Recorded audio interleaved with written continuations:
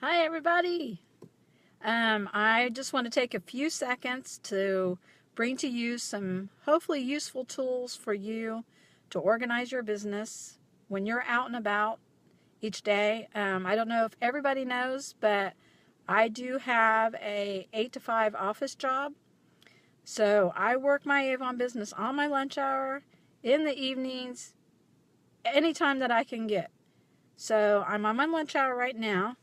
I'm getting ready to go deliver a couple brochures to some customers, some current customers, maybe grab something to drink, and then I'm going to spend the rest of my hour lunch canvassing for new customers. So I wanted to show you a few things that I have. First of all, never be without a planner. Let's see how I can do this in the car.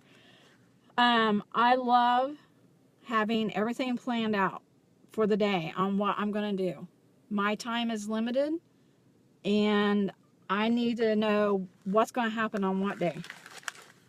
And let me go to a blank page here. Well, I kind of wrote on a lot of them, but anyways, you'll get the gist. I love having a monthly view so I can take one look at everything that's going to happen the entire month. And as you can see, I wrote in when my orders are due and highlighted those. I love using highlighters to make things that are important stand out to me. And then this planner here also has a daily view, weekly view. So you can put in time slots or what's important for that day, what you got to handle. What I do for my planner, now first of all, you have to organize it what suits you best. Not everybody else or what everybody else has done, but this is just suggestions for you. I put my personal and my business all on one planner. So when my bills are due, when Heather has a doctor's appointment, when I need any type of family things that I need to make sure I remember, birthdays, but then I also use it for my business. Like I said, when my orders are due, if I'm on the phone scheduling deliveries and I told someone I'll be there on Thursday to deliver, I put it on in my planner so that I, number one, won't forget, and I will always be there when I said I would be. So that's just roughly one thing you need to make sure you have with you at all times, because you never know when you're going to run into somebody, get a phone call from somebody, and want to write something down in your planner. Number two for today is I make a list of my customers. And I'm not going to be able to actually show you this because I don't want to show names and phone numbers and all that, but I'll show you the back of it. I just make basically an Excel spreadsheet for any of you that do know Excel. I put my customer's name, street address, and city, and their phone number. And then beside that, I have columns that says Campaign 8, Campaign 9, Campaign 10. And when I go to that customer for Campaign 8 and hand her a brochure and talk to her, she gets a check mark right there. And the reason why I do this is when you only have 1 to 5 customers, you may not need this, but when you start getting 20, 30, 40 customers, you're going to need something like this to organize who you've talked to already, who got your books and who didn't, so you won't forget anybody, because as your customer base grows, it's really easy for you to get down to the end of the campaign, your order is about ready to go in, and you look and you think, oh my gosh, I didn't get so-and-so a brochure. So you try to hurry up and run her one out the night before the order's due. This way, you keep track of all your customers, you know exactly who you've been to and who you haven't. Another thing I do on this is I organize my customers based on what town they live in, what city they live in. That way, I can take care of all of my customers in that town before I go to the next town.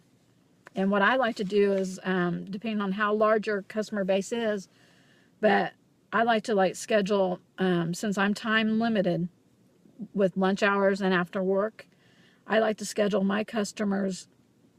Okay, on Monday, I'm going to take care of all the customers in this town. On Tuesday, I'm going to take care of everybody in this town.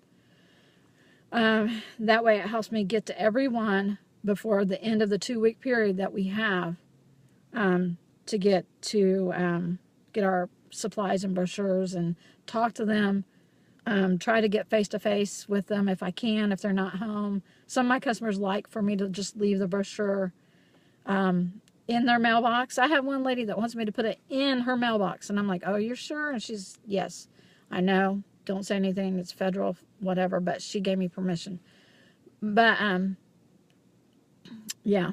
So some people just want the brochure on their door, but I like to get face-to-face with them, and if I can't get face-to-face with them, then later on I definitely want to talk to them after they've had time to look at the brochure. I give them 2 or 3 days to look at the brochure, and I'm getting ready to place my order. Did you see anything you like?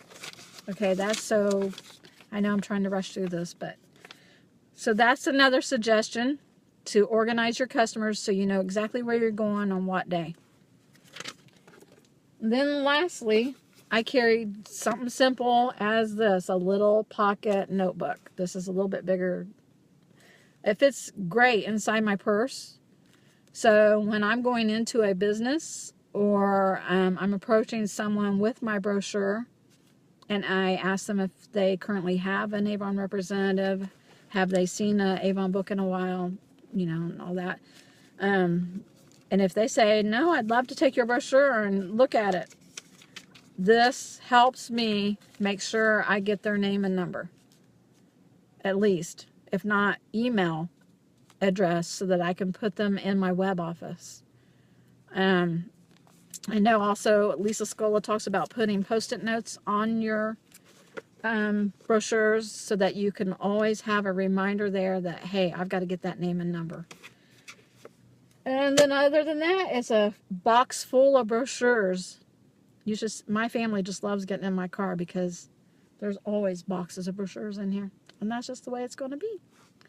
So, if you have any other questions about some of these organizational tools that I just ran through, I know I went through quickly, but again, I want to get to my customers. So, if you have any questions, just post your comments, your questions below. I'd be glad to hear from you. And as always, thank you, and I will talk to you later.